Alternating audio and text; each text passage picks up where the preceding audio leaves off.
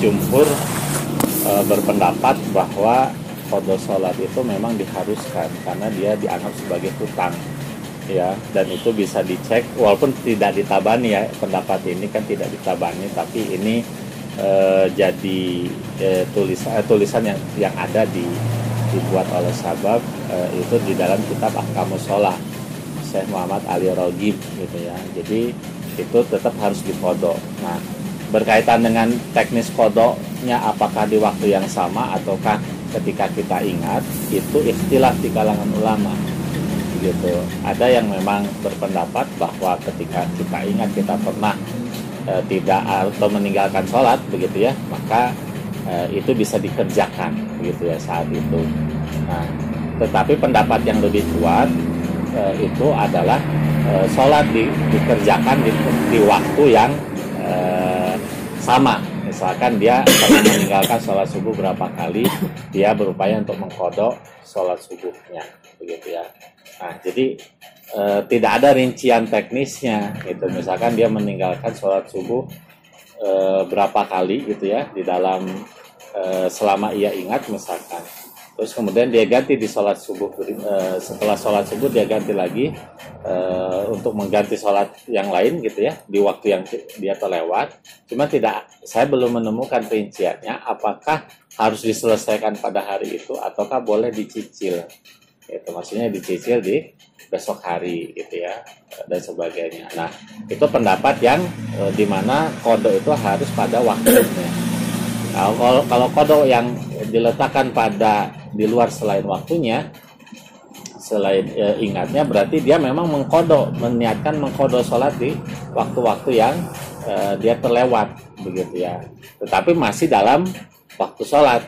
Jadi bukan misalkan gini, dikerjakan di waktu duha, tidak boleh.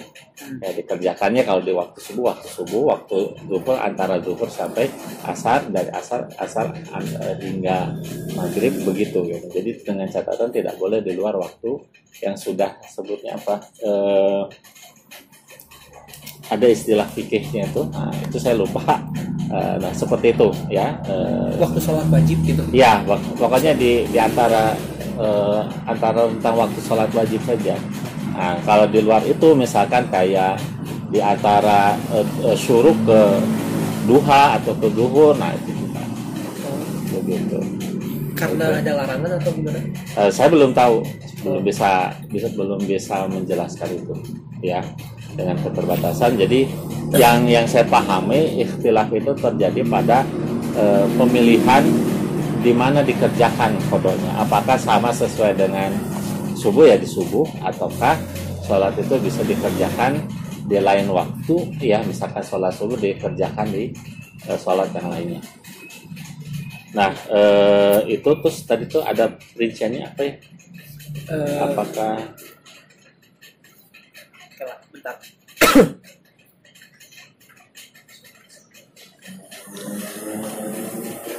Ya teknis terus karena seingat saya dalilnya tuh umum dalil berkaitan dengan masalah qadanya umum. Karena kan orang mah banyak yang justru bilang tuh kok sholat mah gak ada qada jadi gitu, mana dalilnya? Nah itu gitu karena dalilnya itu bahwa nih saya buka hadisnya bahwa man ya, barang siapa ya an sholat, yang meninggalkan sholat, au nasiyaha, karena tertidur, fal yusolliha ya, tertidur atau lupa ya, maka hendaklah ia sholat, idza dzakaraha la kafarata laha illa dzalika ya, maka ia hendaklah ia melakukan sholat setelah ingat dan tidak ada kafarat atau pengganti selain itu ya.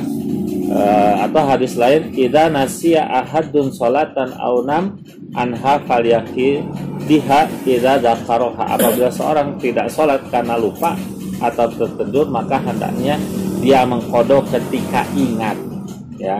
Maka berdasarkan dua hadis ini ya, wajib artinya mengkodok sholat itu karena sudah meninggalkan.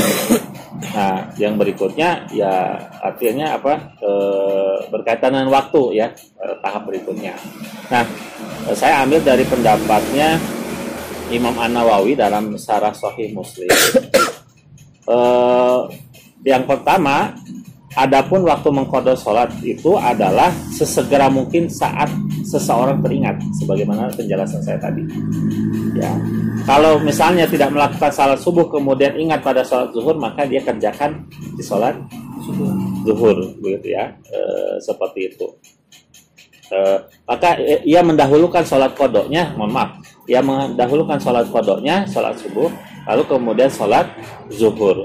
Tapi apabila waktunya sempit, maka dia dahulukan dulu sholat zuhurnya, lalu kemudian kodokan sholat subuhnya.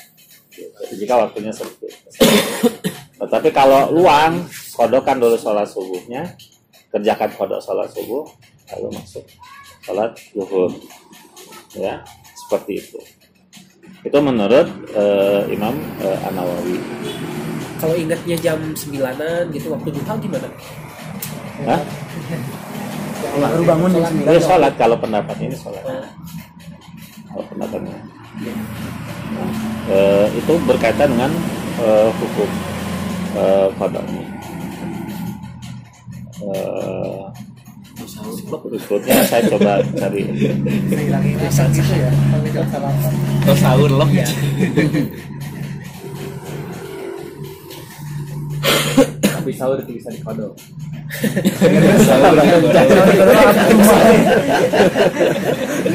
Bisa dikodok pada waktu yang pas ingat ya. Darurat. Jam genap. Kena kodok. Ya, jadi itu saja sih penjelasan tambahannya. Dia ingat atau dia bisa kerjakan di waktu yang misalkan sholat subuh dia ingat misalkan. Tapi kalau dia ingat segera nih, aduh kemarin ke sholat gitu, nah, langsung dia kerjakan saat itu. Nah, karena ini berkaitan nanti bagaimana hukum ketika kita meninggalkan sholat bertahun-tahun lamanya. Apakah itu harus mengkodok atau ada pendapat tidak perlu mengkodok, tetapi bertaubat, gitu, karena telah melakukan dosa. Oke, bertaubat dan beristighfar. Gitu.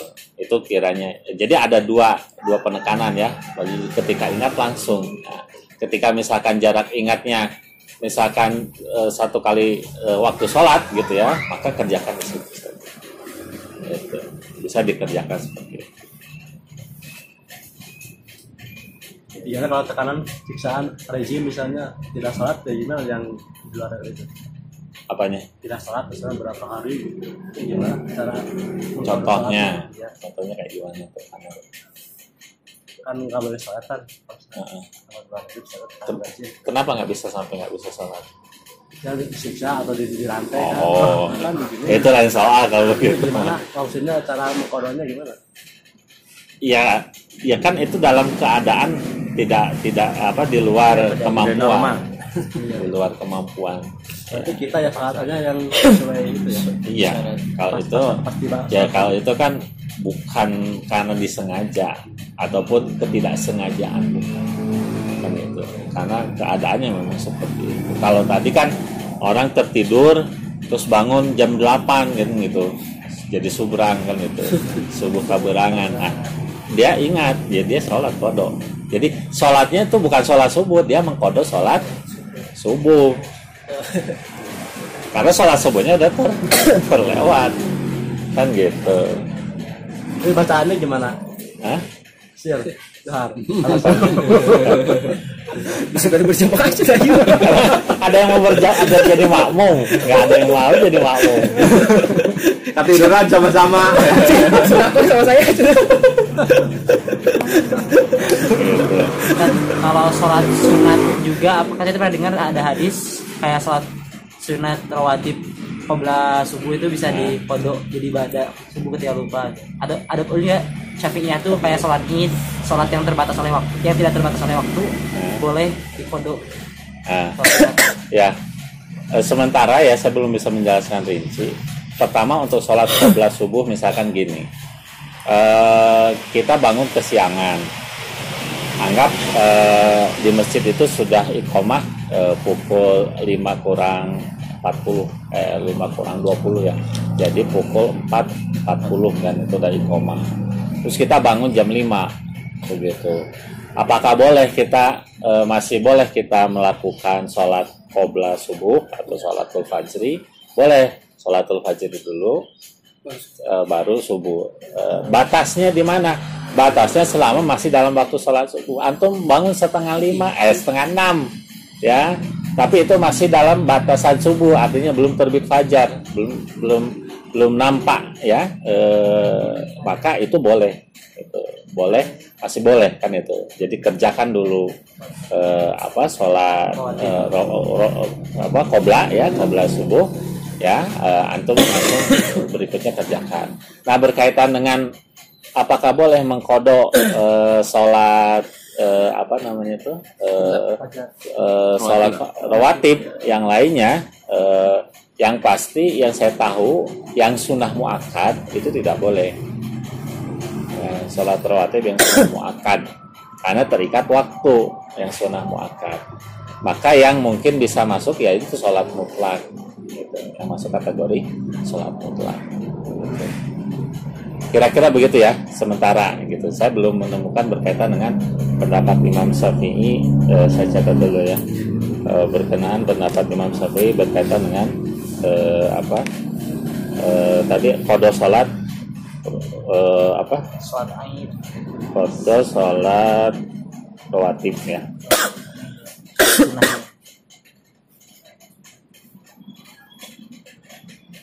Sementara itu ya untuk yang sholat qada. Oke, baik. Sementara dilanjutkan dulu ke pertanyaan berikutnya, mangga, Ustaz tadi. Iya, yang